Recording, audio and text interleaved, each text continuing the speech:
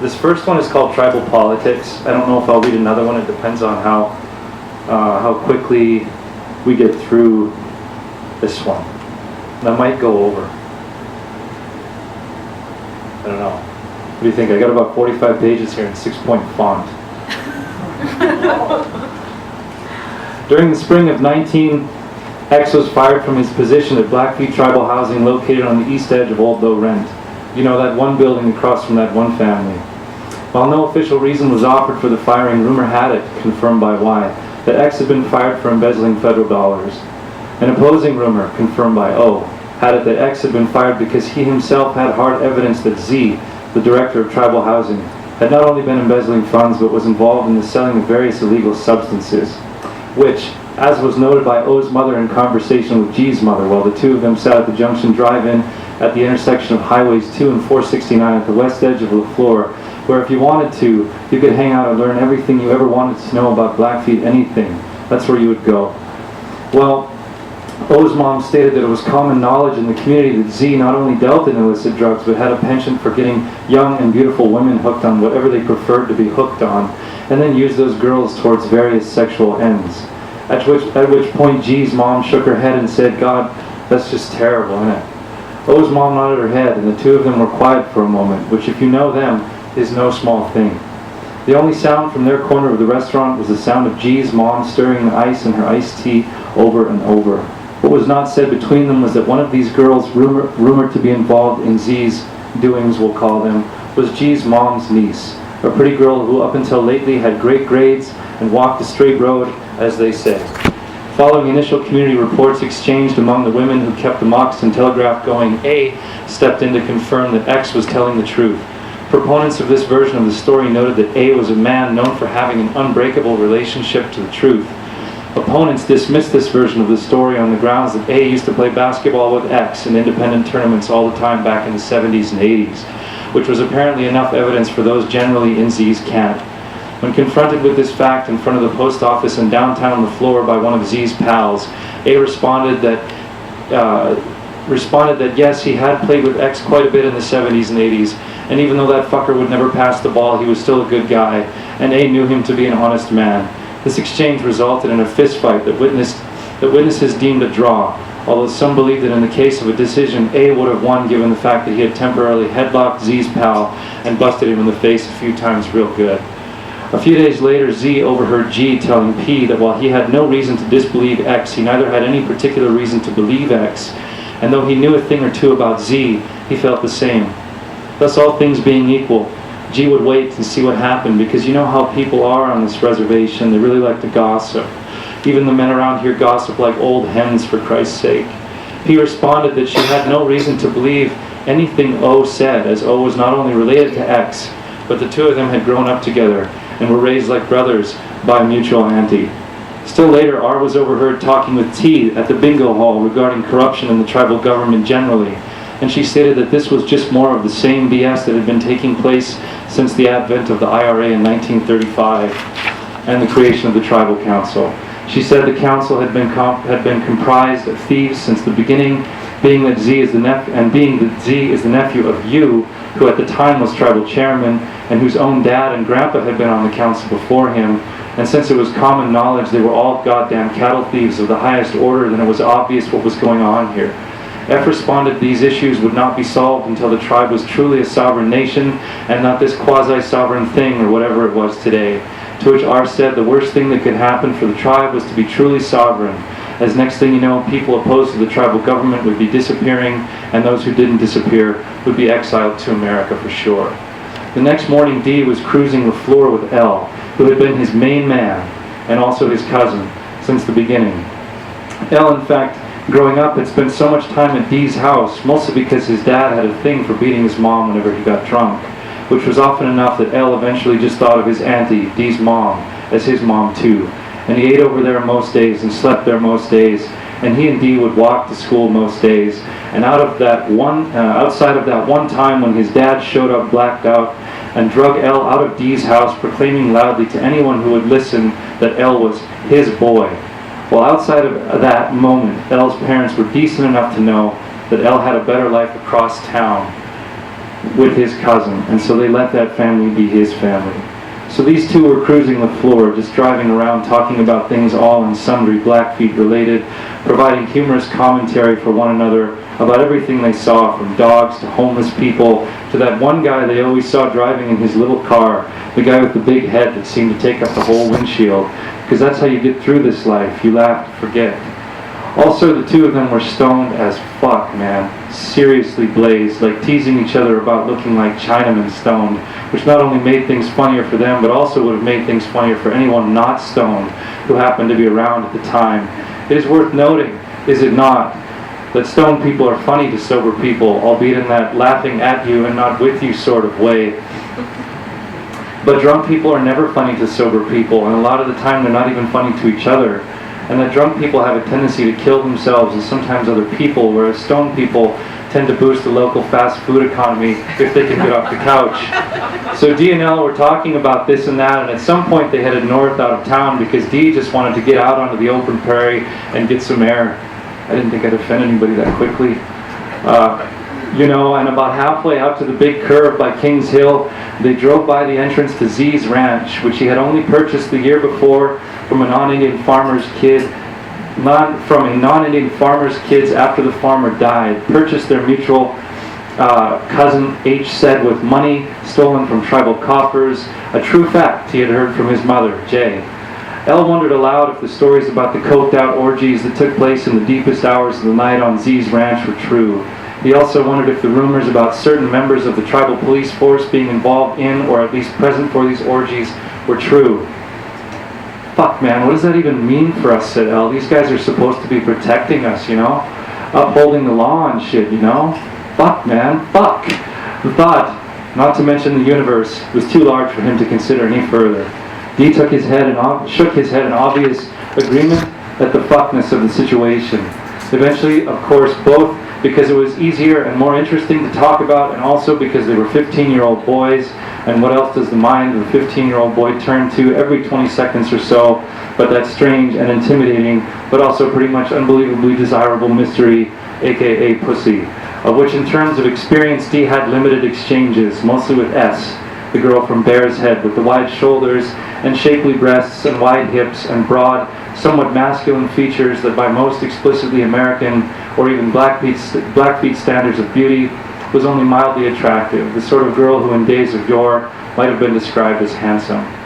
But there was something about her that just set men of all ages up like bowling pins, a softness about her, and an invitational kindness that said that here was sanctuary, here for a while you will forget. Of course, S, being that she was all of 16, had no knowledge of what it was about her that brought men calling. She just knew they wanted her, and that when they were done with her, they did not come back until they wanted her again. One of these men was her uncle. The question arises as to whether or not it is possible to know yourself in any way outside of how others have treated you. The narrator now proposes an answer, that in the beginning we are nothing but what others have shown us to ourselves to be. Later on, there's a chance to become something else, the result of that miraculous, when you think about it, process usually we just call becoming ourselves. But of course, becoming ourselves involves gaining distance on how others have treated us our whole lives. Breaking social gravity is no small thing. You must be willing to be utterly alone even among friends. Most of us never quite pull it off. There is greatness in the past, and most of us are not interested in greatness as much as we are interested in pleasure and belonging. Outside of those few times with S, where he had gotten to the point of having her naked in front of him, at which point he not only didn't know what to do, but also was terrified by her ease with him. He could tell she knew what was supposed to happen at that point, and he didn't. So he never went any further, even though she had said nothing, and told him to just lie next to her. There was nothing wrong. There was clearly something wrong because he was supposed to know what to do, and he didn't. So instead, that last time he saw her, he beat off in front of her, or tried to. The end of which situation was him walking out of her bedroom so ashamed that he would not find himself inside a woman until he was out of high school and away from the reservation. Whereas his main man, L, had actually had sex, albeit 2 years earlier when he was 13, and it had been, although he didn't know this, only an omniscient narrator can know this, equally as dissatisfying and disturbing as Dee's experience with S. He had hooked up, as the kids say these days, with Dee's daughter in a van behind the old middle school near the housing project Blackfeet referred to as Dallas, for no reason the narrator, or anyone else for that matter, can identify. The origins of the nickname are lost to the historical record.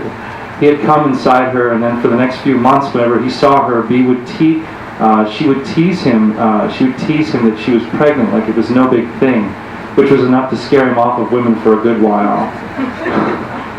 Well, super funny. Well, at least until F arrived from one of those reservations in the Dakotas, a girl whose shawl danced like gravity was less important than beauty, a few months after the time of this story. Point being that DNL's visions of the orgies that took place or didn't take place on Z's ranch were fraught with fear and curiosity and a general mood of deep apprehension, all of which, if we were to describe this in cartoon terms, would add up to a large, bubbly question mark over each of their heads, although neither ever revealed this to the other. Instead, they talked about which girls they would want to be there if at some point the two of them ended up at one of these orgies, and played a game that essentially involved choosing the lesser of two evils, where one would say so-and-so or so-and-so, and the other would say, after a long moment of serious consideration, well, are we talking about so-and-so before or after she got with M? And are we talking about so-and-so now or how she looked at the start of freshman year, etc.? The conversation ended when D reminded L, not that he needed to be reminded, that their mutual... My mom is calling. No. The conversation ended when D reminded L, not that he needed to be reminded, that their mutual uncle, G, because of his lifelong friendship with X, not to mention the fact that their cousinship, was generally a mortal enemy of Z, and all the corrupt-ass Blackfeet like him for which X had such a deep and unequivocal loathing. So in other words, even if the orgies happened, neither one of them would ever be invited, or whatever you call it when you end up at an orgy. And if they did end up there, it would probably not be the sort of situation where their lives would, it would be the sort of situation where their lives were in danger. The kind of situation where you'd need one of them Bowie knives, hey, said D. To which L said, oh yeah, man. D and L continued their drive through the reservation at night, teasing each other and talking about girls until they found themselves parked facing east on a dirt road way out on the prairie, watching the sunrise because it seemed like a good thing to do, and it was as good a reason as any to justify being up that late or early, however you decide to see it. Meanwhile, around this same time, M, who had worked in the meat department at Tony's Discount Grocery for well over a decade, found himself considering the state of his tribe while standing at the saw in the back room cutting ribeye steaks for V, who was an incumbent for at least another month until the first round of tribal elections. What was this world, such that councilmen gave themselves raises on what seemed to be a yearly basis and bought over $100 worth of ribeye steaks for a barbecue that would involve themselves and their goons, while his auntie still came in once a week to buy the cheapest stew meat she could buy so as to buy as much as possible so she could feed as many visitors as possible, because even though she lived alone, she was never alone. People were always coming to her house to visit and eat, and one of those people was himself a few evenings a week. He would sit down and eat stew and bannock bread and listen to what she had learned since his last visit. She was one of those women who always had her scanner on and always seemed to know every goddamn thing that was going on, a fact that was endlessly amazing and amusing to him since he did what he could to keep to himself. One of the reasons working in the cool and silence of the meat department worked well for him. He smoked one cigarette a day out behind the store during his lunch break, and usually some of the street people were around during that time because every once in a while he would kick some change their way, for which they would shake his hand and tell him what a good cousin he was. None of them were related to him. And then if they had gathered enough change that day, they would make their way over to the liquor store to score a bottle of T-Bird or Big Bear or whatever the bum wine of choice that day was. He found after thinking about it for a while that he didn't care much that X may or may not have been fired illegally from his position at housing, because he had been hearing stories like that his whole life. And things would probably always be that way. He realized this was a defeatist attitude at best, and for the first time in his life, he asked himself if this was an acceptable stance to take, when what we were really talking about here were the health and well-being of the people of the Blackfeet Nation. One afternoon, one of the street people, his name was Q, although he had been known by a nickname his whole life, and sometimes even he forgot what his real name was, asked what M thought about this stuff going on in tribal housing. M said he didn't give a shit. Nothing would change anyway. He felt bitter and pathetic. Q nodded his head sagely and asked M if he would be able to give him a quarter. M did. By this time, rumor was X had designs on a council seat in the coming election, because the only way to get rid of Z was to take a position above him, and the only way to do this was to sit on the council. Before long, people were hearing stories about meetings that were taking place at locations each time, taking place at different locations each time. Rumor had it there were tough guys at each meeting who may or may not have been armed. Passwords were required to get into these meetings. Rumor was each meeting had a different location that wasn't determined until just before the meeting took place. Not because X was afraid, but because the tribal council had recently ruled on a 7-1 vote that such public meetings were illegal, and that anyone caught at such meetings could be jailed, and if anyone attending such meetings was a tribal employee, he or she would be fired for treason, and replaced, as Jay, a particularly cynical person, noted, although with good reason, the narrator assumes, as Jay lost his own job at housing only a year earlier because he had also challenged Z about the same embezzlement that had lost X his job. While Jay, in conversation with his wife one night, late because neither of them could sleep, he said anyone fired would be replaced by the relation of a councilman, of course. He smiled the dry smile of those who have been knocked down and got up but didn't dust themselves off. His wife was deeply disappointed in her husband for this lack of dusting off. He had just kind of given up in a way. It was as though he had reached a crossroads, and instead of choosing one path or the other, he had simply sat down and said, "I will fight no more forever." They were living on welfare, and she was supplementing their income by selling her beadwork, but most of the time what she ended up doing was giving her beadwork away with the promise that she would be paid, which of course she never was. But the reason X's meetings were clandestine was so anyone who worked for the tribal government could attend without fear of losing their income. Because what was also being said around town was that, though clearly such a declaration was unofficial, the council had already said anyone working for the tribal government called one of these meetings would lose their jobs immediately, to be replaced, as Jay noted again, by one of the councilman's relatives. However, as H said in conversation with her brother W, one afternoon eating a late lunch at the Junction, she hadn't met anyone who had actually been to one of these meetings, and she figured the rumors about meetings were just wishful thinking started by those old Aimsters who were still perpetually wishing it was 1971, so they could pull their red headbands and sunglasses and jean jackets out of the closet and run around like radicals with a reason to live again.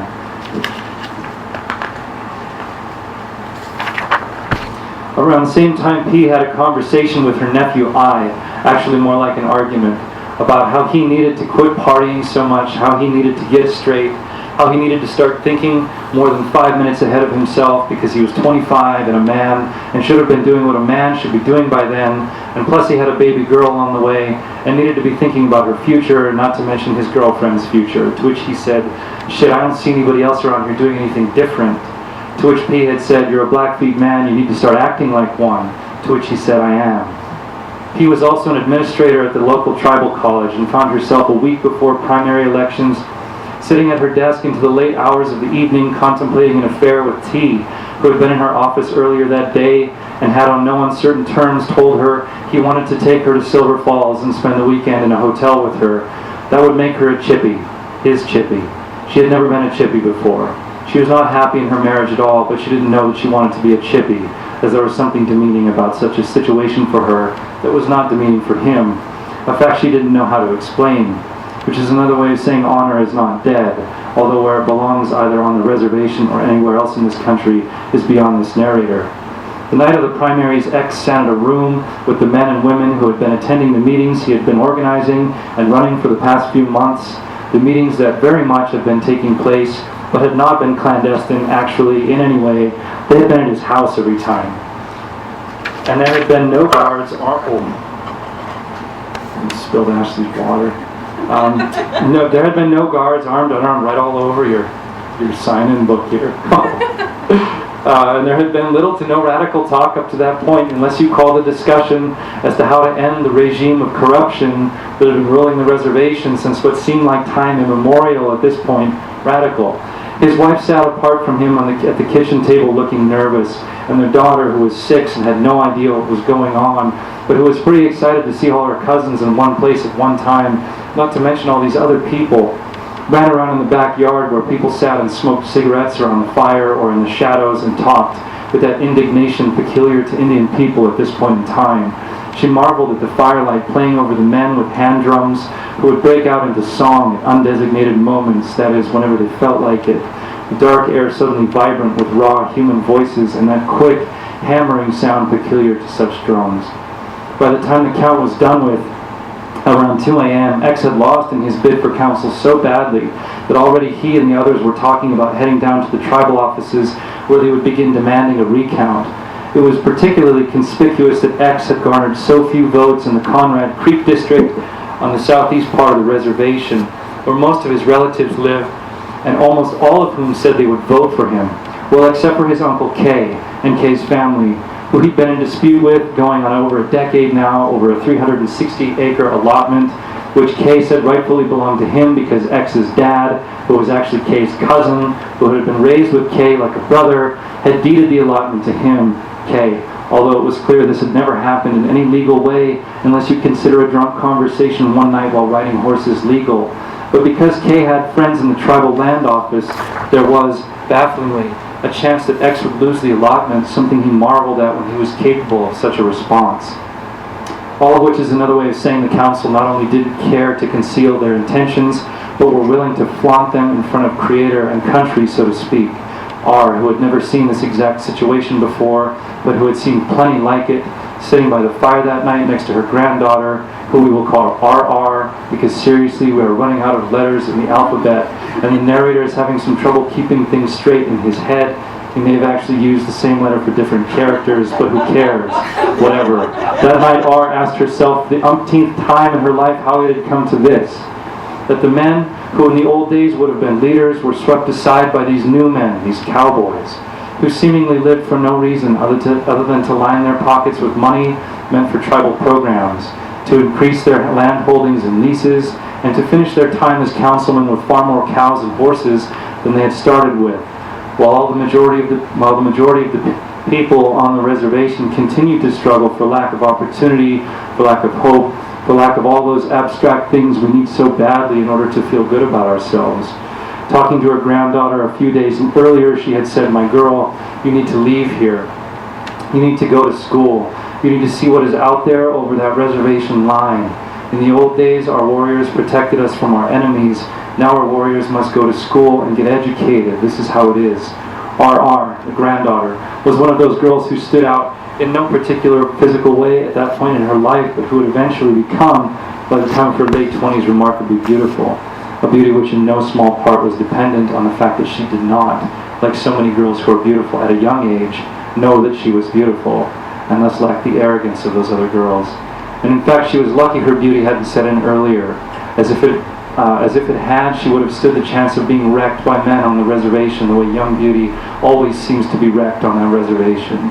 During those first days of protest at the tribal offices, she was there with the very earliest of them and stayed until the very last of them, sometimes sleeping in the lodge her uncle had set up on the grassy square in front of the office's main entrance instead of going home. One night her friends D and L showed up, baked of course, and she got high with them, and the three spent a few hours laughing so hard her face started to hurt. Just before they left, she pulled D aside and told him without any lead-in or warning that she was pregnant. "Oh fuck, that's crazy," he said. The two of them stood there in their young awkwardness. "Am I supposed to say congratulations now?" he said. She laughed, and then she started to cry, and she leaned into him for a hug. She said she was afraid to tell her Gram because she was supposed to go to school, and what was she going to do now?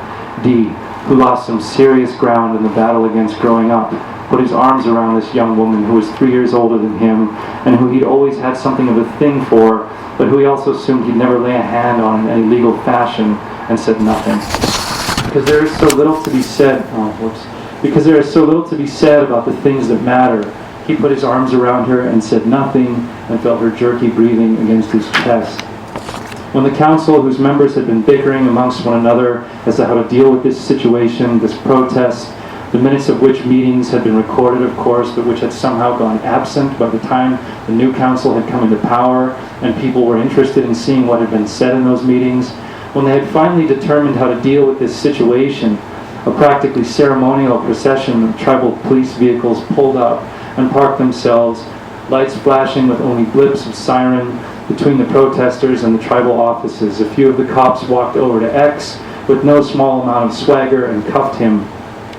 A large silence hung over the handful of lodges still set up on the square, and in the crowd of 20 or so people remaining out of the original 200 protesters, Y shouted something at one of the cops, a nephew of hers who had a good heart but no spine whatsoever. He was the one holding X's arm as they led him to the back seat of the police blazer. The gesture, that of the handcuffs and lights and whatnot, was largely symbolic, as only a day later X was released from the tribal jail because, as his lawyer pointed out, X hadn't done anything wrong. By the time he was released, though, the council's most recent resolution, that of declaring all forms of public protest illegal and punishable by law, had taken effect, and the square in front of the tribal offices was clear. X stood on the street in front of the offices, where just over 24 hours earlier he had been cuffed. He considered what it meant that already it was as though nothing had ever happened. The midsummer wind cut across the prairie out of the mountains to the west and seemed to take all things with it. A few months later, at the end of an appeals process that went to a lower federal court, he was told, despite any number of violations of his civil rights, that, being that he was a tribal member involved in a tribal matter, he was not protected by the constitutional rights that protected other American citizens. The tribe would handle such matters internally. His first night back on the reservation, he found himself standing again in front of the tribal offices. While most of the windows were dark, a few glowed yellow, although he knew this was not because someone was working, but because someone had forgotten to turn off the lights. Perhaps the tribe had been full of warriors at some point, but now, if there were any warriors, he saw no evidence of such nearby. After thinking about how many supporters he had begun with and how many he'd had by the end, he concluded that so many Indians were very interested in the parade, but so many also had little to no interest in the real work to make anything better. He went home and got into bed and knew that he would leave his wife, the blonde Swedish woman who had recently arrived on the reservation, to learn, quote, something of the Indians, end quote, as she put it. She had piercing blue eyes and still fucked up her syntax all the time. She had no idea what she was getting herself into, but he would bring her into it whether she liked it or not, because he was about to make her his, a fact about which she likely already had an inkling. In less than a year, the argument that had consumed the reservation ended in a moccasin telegraph stalemate. By the time Christmas had come around and 2 feet of snow stood on the ground and people were leaning into yet another winter wind, a lot of them wearing only hoodies or light jackets, a large number of people still believed that X himself had been the one embezzling money, and in fact not only had his firing been just, but now that he was out of the tribal housing system, no longer would names that had once been at the bottom of the housing waiting list would find themselves miraculously moved to the top of that list. And while generally everyone had a pretty strong opinion about what had happened, only about 7 letters of the alphabet had any factual relation to the situation. Strangely, some of the people who had the strongest opinions about what had by then already become part of the unrecorded mythology of the reservation had not participated in the thing as it was occurring. It might be fair to say that those who are most righteous are those who know the least about life. In the meantime, E had found out she was pregnant again, and G, who had been with E for a while by the time she found out she was pregnant, 3 months probably, which isn't that long in the grand scheme of things, but which is still long enough to get to know a thing or two about a person. G, who had been in love with E since high school and had somehow found himself in a position to date her because she'd finally left B, who had already moved on to knocking S around. G, who knew he couldn't be sure the kid would be his, but also knew that there were more important things in this world than whether or not the kid was yours. Well, G got hired to fix X's vacated position, to fill X's vacated position at tribal housing, and this because he was the nephew of V, who had won re-election during the previous summer. A bit of information, if it was indeed information that arose during the early months of that winter, and which may have come from W, who was X's right-hand man during the whole debacle, and who had spent a lot of time playing independent basketball tournaments with X when they were younger, just as B had. The word was that there may have been a phone call the night of elections, an early AM phone call that made a clear threat on X's life and the lives of his then wife and daughter. This fact was lesser known among the community, and all things considered is neither here nor there, being that already the community had moved on with the vehemence of the young and clueless to newer conflicts, as though these newer conflicts were the first of their kind in the history of the tribe. When W was sought for questioning by the FBI agent who was sent in that winter to investigate a case of possible mismanagement of federal funds in the tribal housing department, W was nowhere to be found. And while it may seem in this digital age that anyone can be found relatively easily, Indians are unmatched when it comes to disappearing. The agent was told by L, who who had lately been seen gambling quite a bit at the casino, the same L who had been one of X's primary supporters during his run for council, the same L who had been out of work since losing his job in tribal forestry for supporting X. He told the agent he had heard W left the reservation a few weeks earlier for another reservation, possibly Yakima, where he had family, or possibly that one reservation in Nevada. He couldn't remember the name, you know, the one, where he had a woman who he had been on again, off again with for a number of years. The agent's last night on the reservation in his spare motel room in downtown The Floor, he listened to the wind howl outside and considered what it would be like to live in a place like this, and decided it was likely as close to hell as you could get. While the narrator thinks the judgment is somewhat harsh, and is an all too easy conclusion to reach for someone with no connection to the place or the people, he also understands how one could say that. The narrator gets it. That same night, in the large living room of his still relatively new ranch house, Z sat on a couch and told a girl to dance for him. She was 16, maybe 17.